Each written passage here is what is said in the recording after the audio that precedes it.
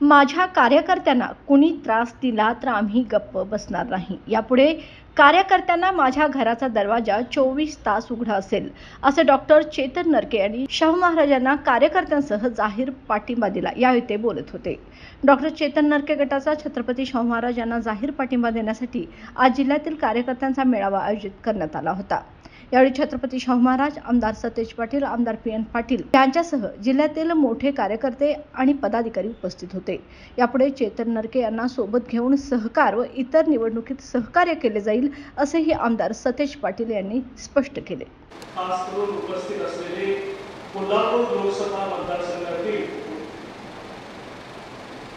महाविकास आघाडीचे अधिकृत उमेदवार व बहुजन समाजाचे प्रेरणास्थान आदरणीय शाहू छत्रपती महाराज, करवीरचे लाडके आमदार व माझ्या वडिलांचे अतिशय जवळचे मित्र आणि माझे नेहमीच चांगला कार्यकर्ता म्हणून काम करणारे, याचे धडे देणारे श्री PN पाटील साहेब, काँग्रेसचे जिल्हाध्यक्ष व महाराष्ट्राच्या राजकीय पटलावरील एक तरुण व मुत्सद्दी नेतृत्व आणि सारा महाराष्ट्र ज्यांच्याकडे मोठ्या आशेने पाहतो ते आमचे ज्येष्ठ बंधू आदरणीय आमदार सतेज पाटील साहेब,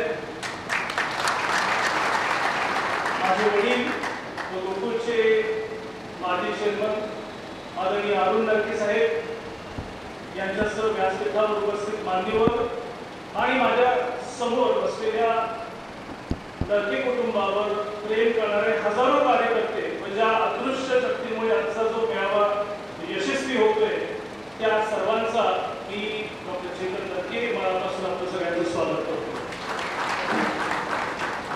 मित्रांनो, व्यासपीठावरील दिग्गज पाहिल्यावर हा मेळावा कशासाठी आहे हे आपल्याला सांगण्याची गरज आहे असं मला वाटत नाही. आपल्या नरकेकरांच्या भविष्यातील राजकीय वाटचालीची दिशा कोणती असणार हे आता हे समोर व्यासपीठ बसलेलं आहे ते तुम्हाला त्याच्याबद्दल सांगण्याचा थोडाफार प्रयत्न मी करतो. पण मला वाटतं यात महत्त्वाची गोष्ट मला प्रामुख्यानं क्लिअर करून घ्यायची आहे की मी ज्यावेळी लोकसभा निवडणुकीत थांबण्याचा निर्णय का घेतला त्याचं थोडंसं स्पष्टीकरण 2 शब्दात मला द्यायला हवं. वास्तविक आता 20 वर्ष बाहेर देशात राहून परत कोल्हापूरमध्ये राजकारणामध्ये येण्याचं माझं कधीच प्रयोजन नव्हतं. परंतु युथ बँकेला आर्थिक अनिश्चिततेतून वाचवलं, त्यानंतर परत गोकुळच्या निवडणुका त्याच्यामध्ये पार पडल्या आणि त्या पण मी जबाबदारीने लढवल्या. आणि हे सगळं करत असताना जिल्ह्यातील सामान्य माणसाच्या ज्या सामाजिक, आर्थिक, शैक्षणिक, रोजगाराची तुकडी आहे त्यांना ज्या वेदना होतात त्या मार्गातून मला अभ्यास करायला एक संधी मिळाली.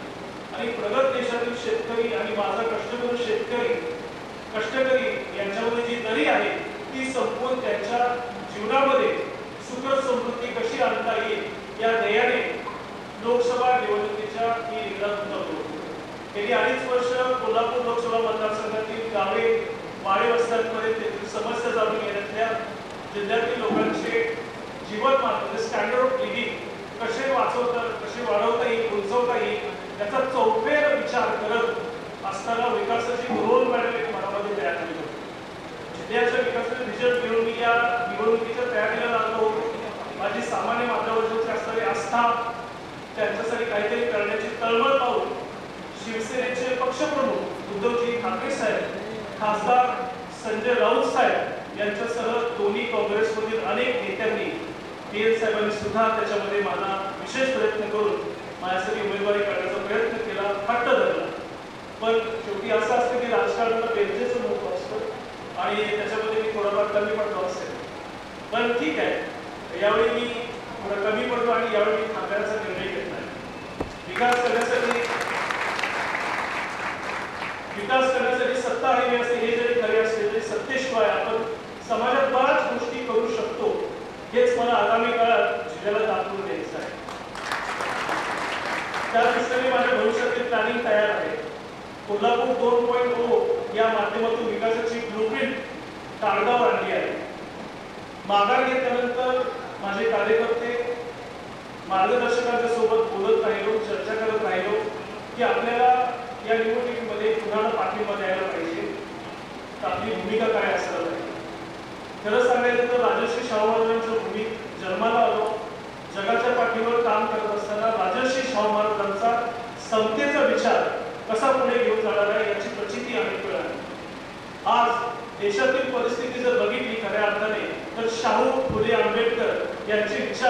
देशाला खरोखरच तारून देऊ शकतो. हे सामान्य माणसाला पटलेलं आहे. या भावनेतून आज माझ्या गटाचा महाविकास आघाडीचे उमेदवार शाहू छत्रपती यांना पाठिंबा देत असल्याची आपल्या सगळ्यांच्या साक्षीने जाहीर करत आहे. आणि पाटील घरांच्या मध्ये हे 3 पिढीपासूनचे कौटुंबिक संबंध आहेत आणि ज्या पद्धतीने तुम्ही कौटुंबिक मैत्री सांभाळली आहे तशीच ही राजकीय मैत्री सुद्धा तुम्ही सांभाळावी, जपावी आणि ती येत्या काळामध्ये अजरामर राहील अशा एवढा विश्वास माझ्यासह माझे वडील अरुण नरके साहेब, माझे ज्येष्ठ बंधू संदीप नरके व माझ्या हजारो कार्यकर्त्यांना आहे. एवढं बोलून मी माझे प्रास्ताविक थांबवतो. जय महाराष्ट्र, जय हिंद, जय महाराष्ट्र. धन्यवाद.